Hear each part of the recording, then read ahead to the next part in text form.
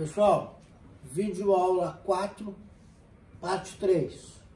Vamos continuar lá no nosso arquivo 2A. Agora, analisando 3 equações para o capacitor.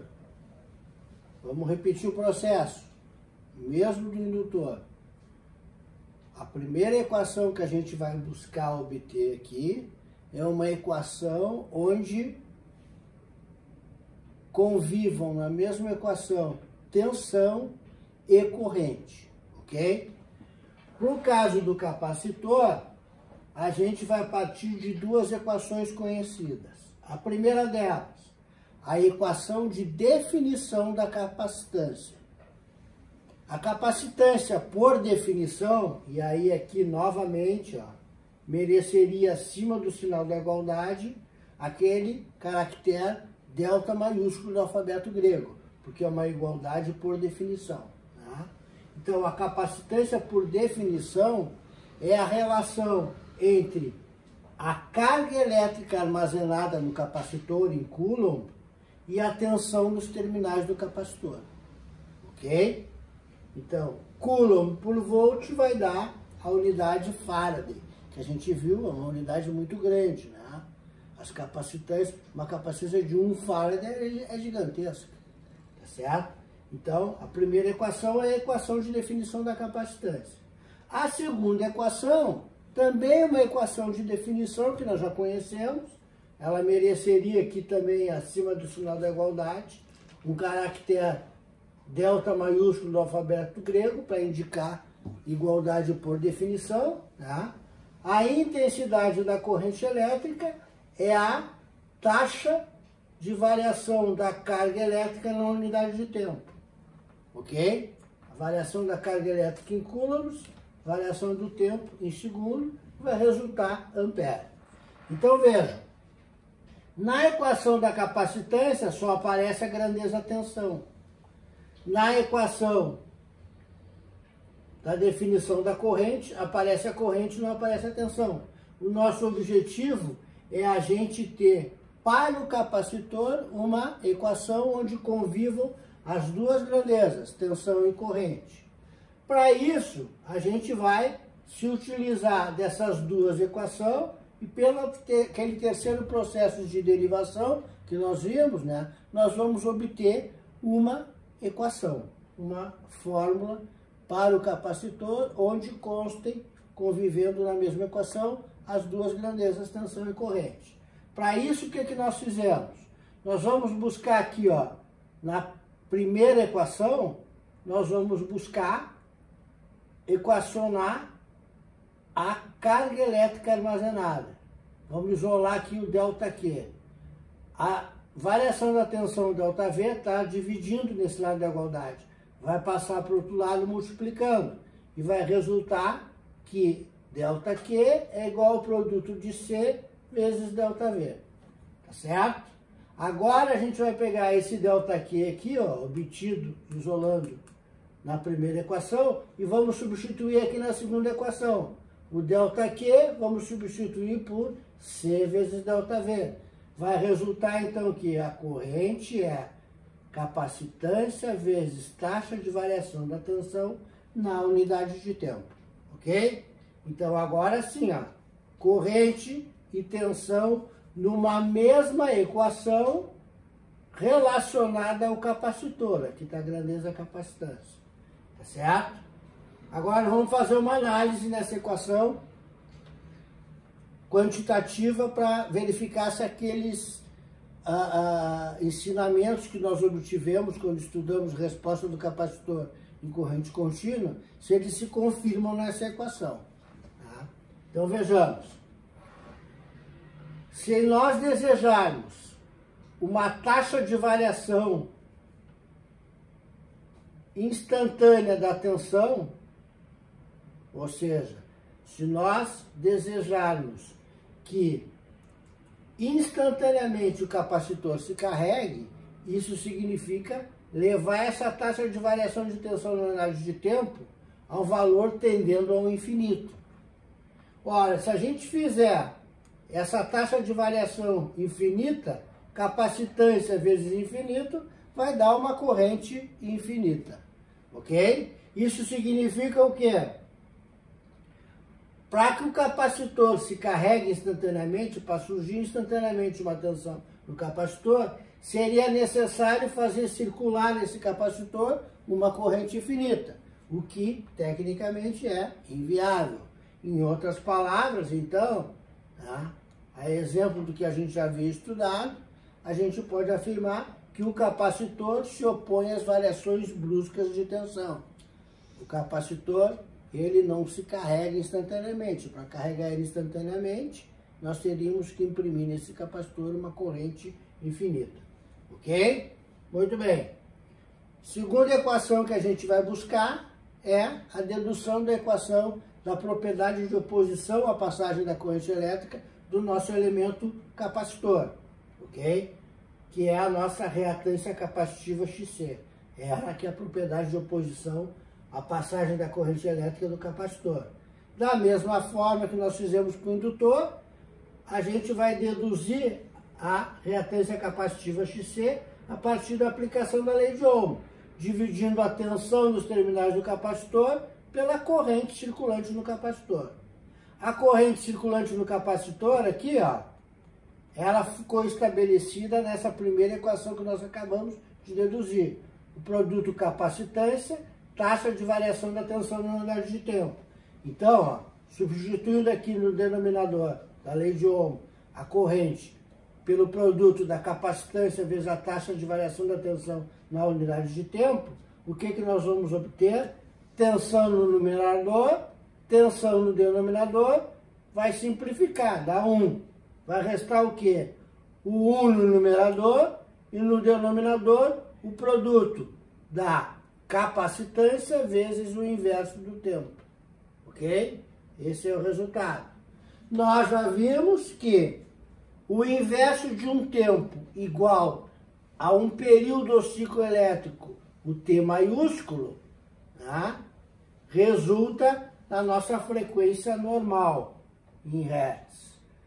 Quando a gente trata de o inverso de um tempo T infinitesimal, tá? Isso significa aquela frequência angular, lá do movimento circular uniforme da física, tá certo?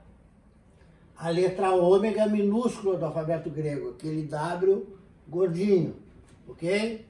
Muito bem. Analisando, então, a nossa equação, aquilo que restou, né, nós teremos no denominador a capacitância multiplicada pela frequência angular, ômega. 1 sobre T é a frequência angular. Tá? Lá do movimento circular uniforme, a relação que nós aprendemos da frequência angular com a frequência normal é que a frequência angular ômega é 2 vezes π vezes a frequência normal. Ou seja, chegamos àquela equação da reatância XC que nós já conhecemos. 1 que divide 2πfc. O J, imaginário aqui, é o indicativo de que a reatância capacitiva é uma propriedade de oposição que desloca a corrente 90 graus elétricos. No caso do capacitor, né, ela avança em 90 graus elétricos, são 4 de ciclo, a corrente em relação à tensão. Agora vamos repetir o processo que a gente fez no indutor. Em cima da equação da reatância do capacitor, vamos fazer 2 testes. O regime permanente de corrente contínua, que significa frequência 0 Hz, e o chaveamento, que significa taxa de variação infinita, frequência infinitos Hz. Ok? Então vamos começar pelo regime permanente de corrente contínua. A frequência é 0. Se nós, na relação da reatância XC do capacitor, fizermos essa frequência aqui, ó, valer 0 Hz, 1 dividido por 0, né, uma das 3 relações envolvendo a divisão por 0, né, vai restar o valor infinito. Ou seja, em regime permanente de corrente contínua para frequência 0, O nosso capacitor tem uma reatância capacitiva de infinitos ohms. Ele se comporta como um isolante, ele não deixa passar corrente em regime permanente. Ele já está carregado, não circula mais nada, tá certo? Então, por isso que a gente diz que em corrente contínua, regime permanente, o capacitor comporta-se como um circuito aberto, uma oposição infinita, ok? Agora, no chaveamento, ó, o que acontece? Nós vimos que no chaveamento, a nossa taxa de variação na unidade de tempo de uma das grandezas que o capacitor admita, né? No caso, ele admite variação brusca da corrente, né? Significa uma taxa de variação da corrente na unidade de tempo infinita, uma frequência de infinitos hertz. Então, se agora a gente fizer na equação da reatância capacitiva XC, a frequência ser elevada ao valor infinito, o que vai acontecer? Se nós fizermos aqui frequência infinito, nós teremos uma divisão 1 dividido por um valor infinito. 1 dividido por infinito dá zero. Zero é uma propriedade de oposição nenhuma, deixa passar tudo. Ou seja, em regime, em corrente contínua, chaveamento, essa frase que nós temos aqui, tá? Com a frequência infinita, o nosso capacitor comporta-se como um curto-circuito, oposição de 0 ohm, ok? E agora, a terceira e última equação que a gente busca é a equação da energia armazenada no capacitor. A exemplo do que aconteceu no indutor, a gente vai aplicar aqui, né, o conhecimento de que energia é o produto potência-tempo. Potência elétrica aqui, ó, é o produto tensão-corrente vezes tempo, então ficou potência vezes tempo, tá certo?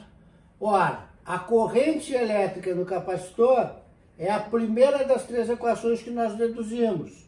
A corrente é o produto capacitância vezes taxa de variação da tensão na unidade de tempo. Então, essa equação aqui terá no numerador, ó, tensão multiplicada por tensão, vai ficar tensão ao quadrado.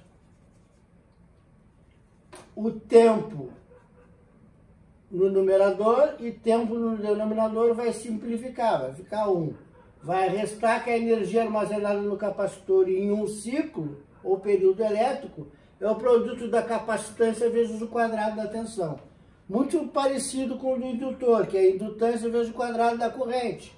Aquele aspecto da dualidade, né? O que um faz com a tensão, o outro faz com a corrente.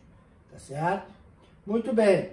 Só que nós sabemos que o capacitor em um ciclo ou período elétrico, ele tem dois processos de carga e descarga.